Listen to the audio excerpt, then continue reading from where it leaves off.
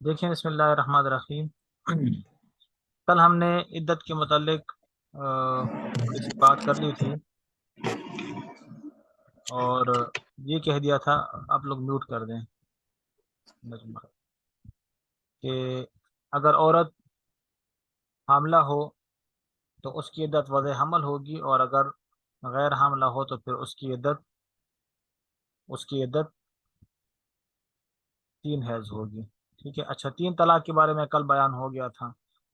کہ اگر مرد اپنی عورت کو 3 طلاقیں دے دے تو وہ مغلظہ بن جاتی ہے،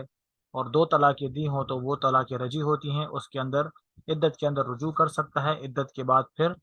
تجدید نکاح ہوگا، لیکن وہ 2 طلاقیں جو ہوں گی وہ قائم رہیں گی۔ اگر تیسری طلاق دے دی تو پھر عورت دوبارہ مغلظہ بن جائے گی۔ ٹھیک ہے، مغلظہ بن جائے گی پھر۔ اب یہاں سے خلا کا بیان شروع ہے کہ بعض دفعہ اس طرح ہوتا ہے کہ مرد بیوی کے اوپر زیادتی کرتا ہے، اس کے ساتھ جو ہے تو ظلم کرتا ہے، نان نفقہ ادا نہیں کرتا، عورت اسے تنگ آ کر طلاق کا مطالبہ کرتی ہے لیکن وہ طلاق نہیں دیتا، تو عورت مجبوراً اس کو کہتی ہے کہ تمہیں میں مہر دے دیتی ہوں، مہر واپس کرتی ہوں، تم ایسا کرو کہ مجھے طلاق دے دو۔ ٹھیک ہے، یا کچھ پیسوں کے اوپر، تو پیسے لے کر، مہر واپس لے کر اس کو طلاق دے دینا، اس کو کیا کہتے ہیں؟ اس کو خلا کہتے ہیں، اس کو خلا کہا جاتا ہے۔ تو یہ بھی جائز ہے، ظاہر ہے کہ شوہر نے اگر اس کو طلاق دے دینا ہے تو کسی اور جگہ پہ وہ نکاح کرے گا، کسی اور جگہ پر نکاح کرے گا تو وہاں پر پھر اخراجات ہوں گے۔ ٹھیک ہے، اس کو مہر دینا، اور اس کے لیے جو ہے تو نان نفقے کا بندوبست کرنا، شادی ہے تو شادی کے اندر اخراجات کا ہونا، تو مرد اگر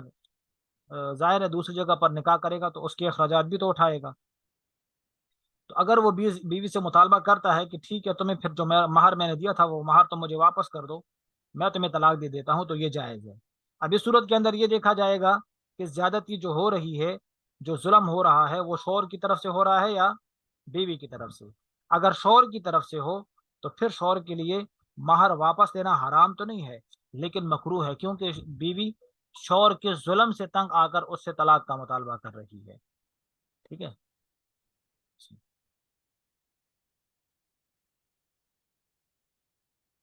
لیکن اگر وہ زیادتی کس کی طرف سے ہو؟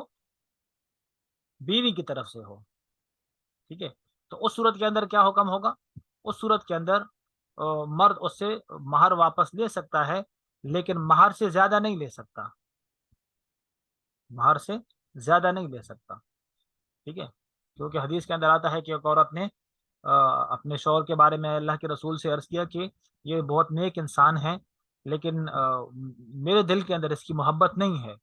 تو ایسا نہ ہو کہ کچھ اس کی بے اکرامی ہو جائے، میں اس کو دیکھتی ہوں تو مجھے اچھا نہیں لگتا، تو میرے ایمان کے اوپر زد پڑتی ہے، اس لیے آپ اس کو کہہ دیں کہ مجھے طلاق دے دیں، میں اس کو مہر واپس کر دیتی ہوں۔ بلکہ اللہ کے رسول نے ان کو فرمایا کہ تم اس کو مہر واپس کر دو گی، تو انہوں نے کہا کہ میں مہر بھی واپس کر دوں گی اور میں کچھ زیادہ بھی دے دوں گی اس کو، لیکن یہ مجھے چھوڑ دے۔ اللہ کے رسول نے فرمایا کہ مہر واپس کر دو، زیادہ کی کوئی ضرورت نہیں ہے، کیونکہ اما زیادہ تو فلا۔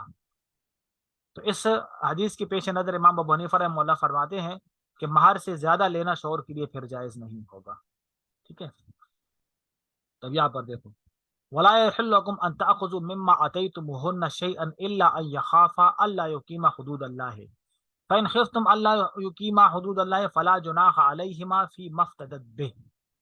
تم لوگوں کے لیے حلال نہیں ہے کہ تم عورتوں سے کچھ لے لو، ما آتیتموہن، جو تم لوگوں نے ان کو بطور مہر کے دیا تھا، مہر کے اندر دیا تھا یا کوئی گفٹ وغیرہ ان کو دیا تھا، پھر تم ان کو طلاق دے کر واپس لیتے ہو۔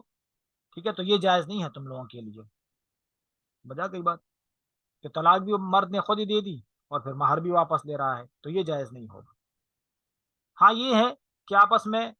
فَإِنْ خِفْتُمْ أَلَّا يُقِيمَا حُدُودَ اللَّهِ، اگر وہ آپس میں ڈرتے ہیں کہ دونوں کے اندر آپس میں حقوق، اللہ تعالیٰ کے حقوق پورے نہیں کر سکتے، دونوں ایک دوسرے کے حقوق پورے نہیں کر سکتے، طبیعت نہیں بن جاتی بعض اوقات میاں بیوی کی، تو ایک دوسرے سے نفرت ہونے لگتی ہے، تو اس صورت کے اندر پھر اگر تم لوگوں کو یہ لگتا ہے کہ تم لوگ حقوق پورے نہیں کر سکتے تو پھر اللہ یقیمہ حدود اللہ ہے، فَإِنْ خِفْتُمْ اللہ فلا جناح علیہما، تو ان دونوں کے اوپر کوئی حرج نہیں ہے، فی مفتدت بہ، اس چیز کے لینے میں جو عورت نے اس کو بطور فدیہ کیا، اب جان چھڑانے کے دیا، تو اس میں کوئی حرج نہیں ہے۔ مطلب یہ ہے کہ دیکھو، اگر میاں بیوی آپس میں یہ سمجھتے ہیں کہ بھائی ہم آپس میں ایک دوسرے کے ساتھ نہیں رہ سکتے، تو اس صورت کے اندر اگر عورت اس کو مطالبہ کر کے اس سے طلاق کا مطالبہ کر کے اس کو مہر واپس دے دیتی ہے، اس میں پھر کوئی حرج نہیں ہے، لیکن مہر سے زیادہ نہیں لینا چاہیے۔ اس میں یہ بات بھی پتہ چل گئی کہ دیکھو شروع سے ہی بالفرض اگر کسی بچی کا ایک جگہ پر نکاح ہو گیا اور نکاح ہونے کے بعد جو ہے تو کچھ عرصے بعد ہی دونوں کے اندر لڑائیاں پیدا ہو گئی، جھگڑے پیدا ہو گئے، ٹھیک ہے، اختلافات پیدا ہو گئے، اب ایسا لگتا نہیں ہے کہ لڑکا اس کے ساتھ سدھر جائے گا، ٹھیک ہے، لڑکا سدھر جائے گا اس طرح لگتا نہیں ہے، تو اس صورت کے اندر پھر فوراً سے ان کے درمیان جدائی کر دینی چاہیے، طلاق کر دینا چاہیے، کیونکہ بعد میں اگر بالفرض بچی کے خود اپنے بچے ہو گئے، 2 3 بچے ہو گئے، اور پھر بعد میں اگر وہ جدا ہوں گے تو اس میں بچی کو بہت زیادہ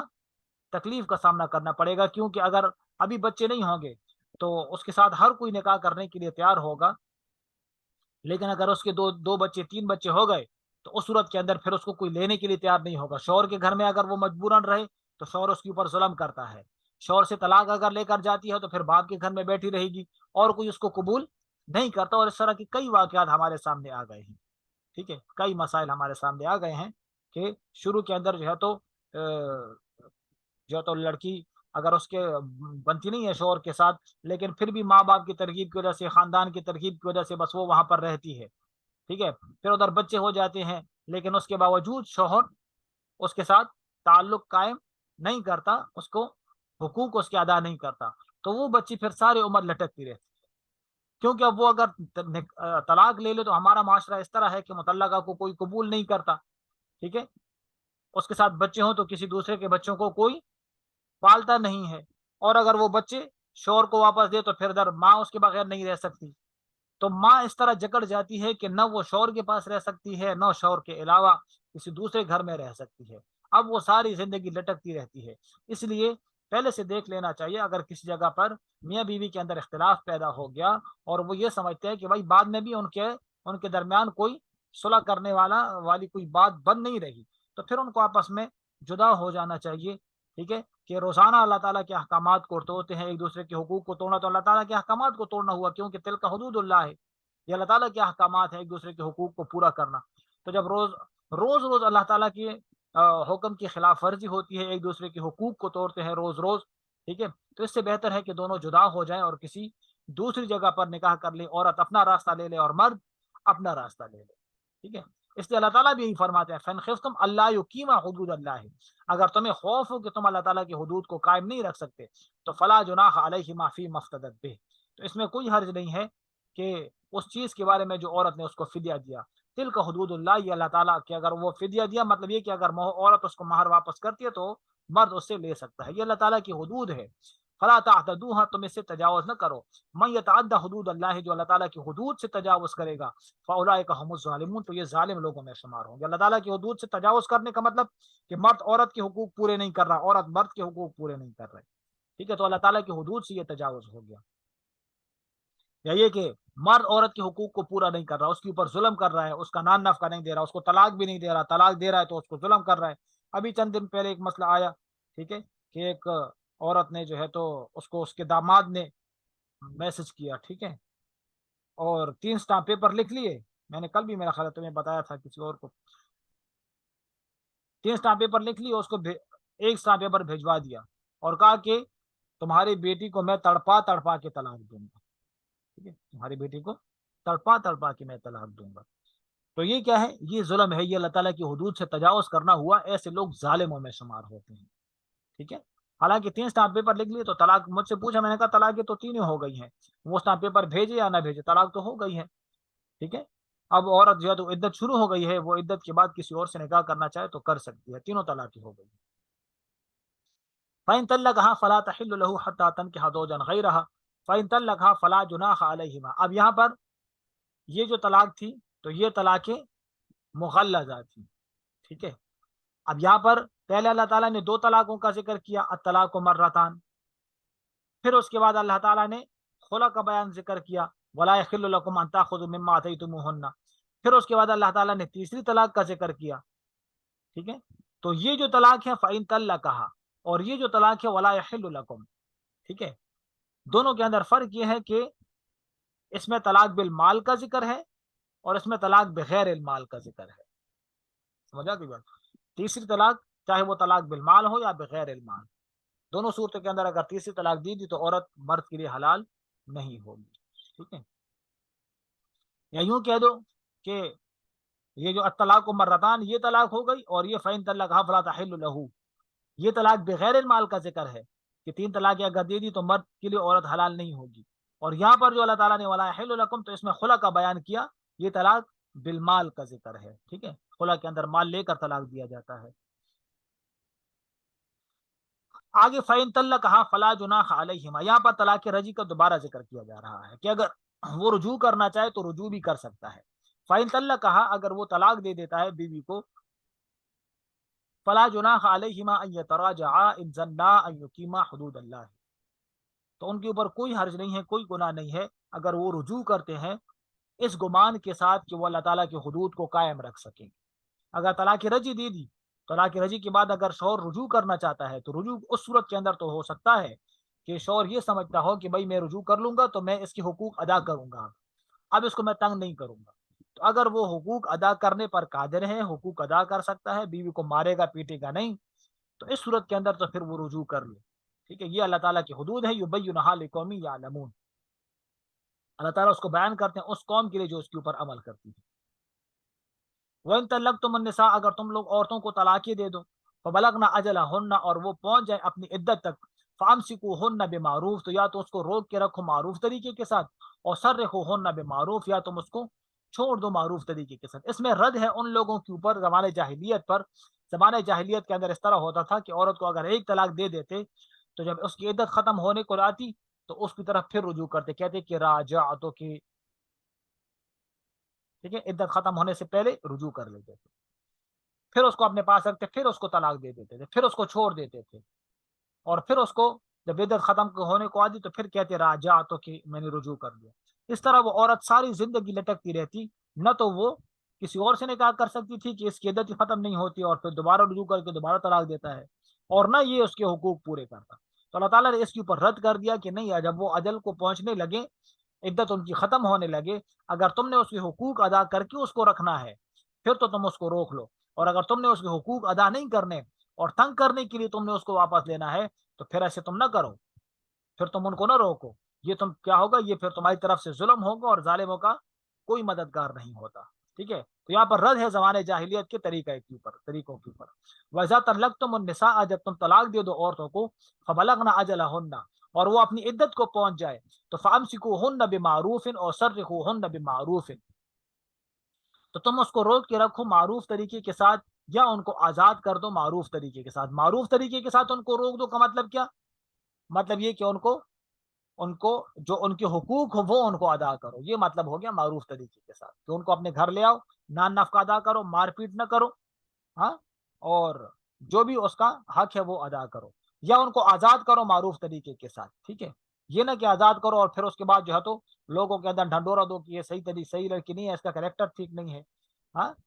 اس طرح اس کو بدنام کرنے کی کوشش نہ کرو تاکہ کوئی اور اس کو ساتھ نکاح نہ کرے، یہ نہ کیا کرو، بس اس کو معروف طریقے کے ساتھ ایک طلاق دے دو اور اس کو تم چھوڑ دو تاکہ عدت ختم ہو کر کسی اور سے نکاح کرے۔ ولا تمسکوہن ضرارا، اور نہ روکو تم ان کو تکلیف پہنچانے کے لیے،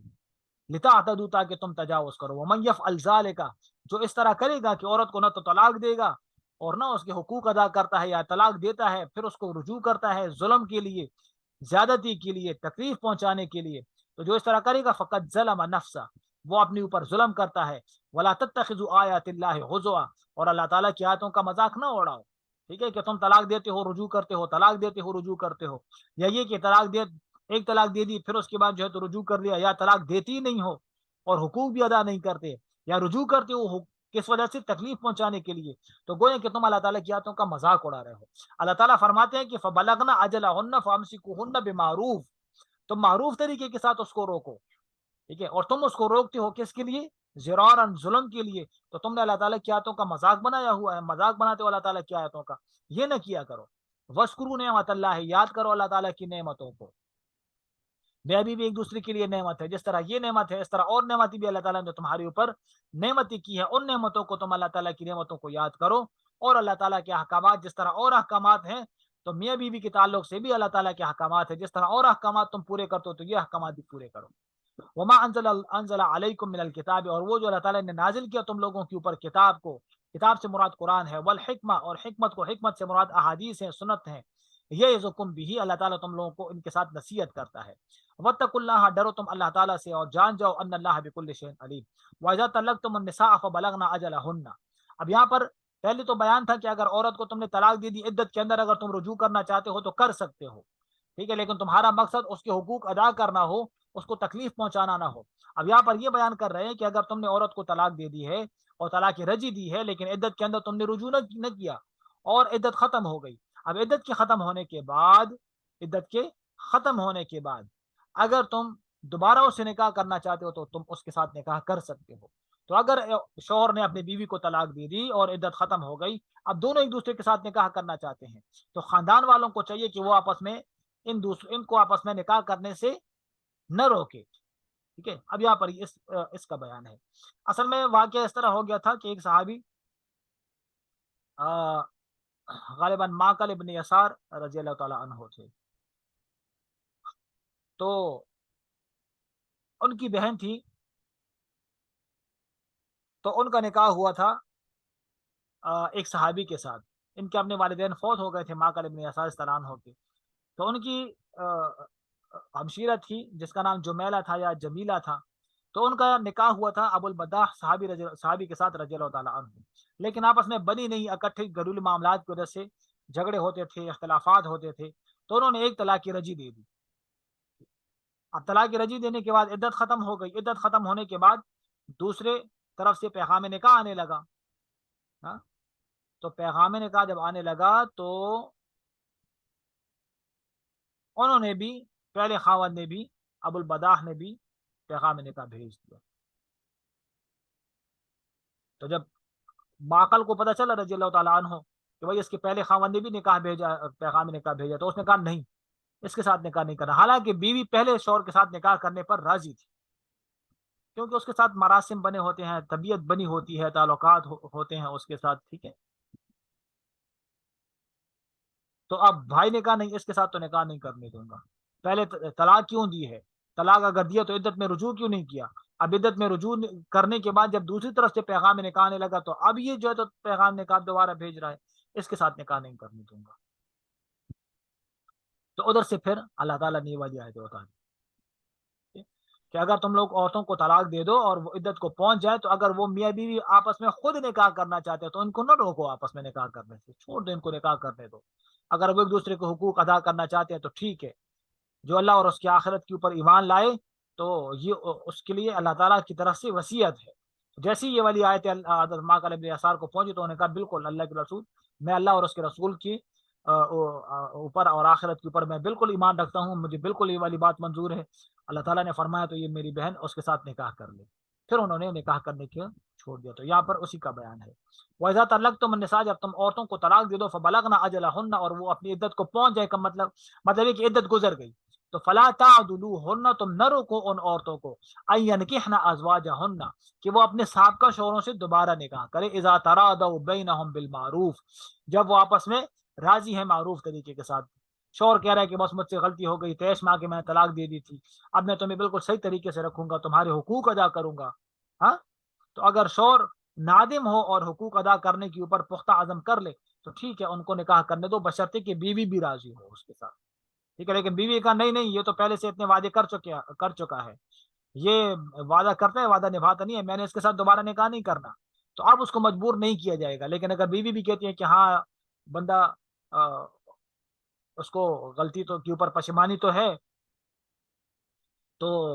میں اسی کے ساتھ نکاح کرنا چاہتی ہوں، دل کا اچھا ہے، بس غلطی سے طلاق دے دی تھی اس وقت، دل کا اچھا ہے بندہ، تو بیوی بھی اگر نکاح کرنا چاہے تو پھر اسی کے ساتھ نکاح کرے تو یہ زیادہ بہتر ہے۔ ذالک یوعظ بہ من کان یؤمن باللہ والیوم الآخر، یہ اس کے ساتھ وصیت کی جاتی ہے اس کے لیے جو اللہ تعالیٰ اور آخرت کے اوپر ایمان لے کر آتا ہے۔ ذالکم ازکی لکم واطہر، یہ اللہ تعالیٰ کے احکامات کے اوپر ایمان لے کر آنا، اس کے اوپر عمل کرنا تم لوگوں کو زیادہ پاک کرنے والا ہے، دل کے اعتبار سے بھی تم لوگوں کو پاک کرے گا، واطہر، اور بدن کے اعتبار سے بھی تم لوگوں کو پاک کرے گا، واللہ یعلم وانتم لا تعلمون، اللہ کو پتہ ہے کہ تم نے کیا کرنا ہے، اللہ کو پتا ہے، تم لوگوں کو تو پتہ نہیں ہے، تمہارے معاملات کس طرح حل ہونے ہیں، تم اس کو اللہ تعالیٰ کے شریعت کے اوپر پیش کرو، قرآن کے اوپر پیش کرو. جو بھی معاملہ قرآن کے اوپر پیش کیا جائے گا، قرآن کے مطابق اس کے اوپر عمل کیا جائے گا، تو اس کے اندر کوئی خسارہ، کوئی نقصان اس کے اندر نہیں ہوگا. اللہ تعالیٰ فرماتے ہیں کہ مجھے پتا ہے کہ تمہارے لیے کون سی چیز سوٹ کرتی ہے، تمہارے لیے کون سی چیز بینیفٹ ہوگی، کس کے اندر تمہارا فائدہ ہوگا. تمہیں تو پتہ نہیں ہے، تم تو ظاہری چمک کو دیکھتے ہو، ظاہری فائدے کو دیکھتے ہو، لیکن اللہ تعالیٰ کو پتہ ہے کہ کس چیز کے اندر تمہارے لیے نقصان ہے اور کس کے اندر فائدہ ہے. تو اس لیے اللہ تعالیٰ کے دین کے احکامات کو لازم پکڑو اور ان کے اوپر عمل کرنا شروع کر دو. واللہ یعلم وانتم لا تعلمون. والوالدات یرضعن اولادہن. یہاں پر اب رضاعت کا بیان ہے، تو وہ انشاءاللہ پھر کل پڑھتے ہیں. ٹھیک ہے، چلے. السلام علیکم ورحمۃ اللہ.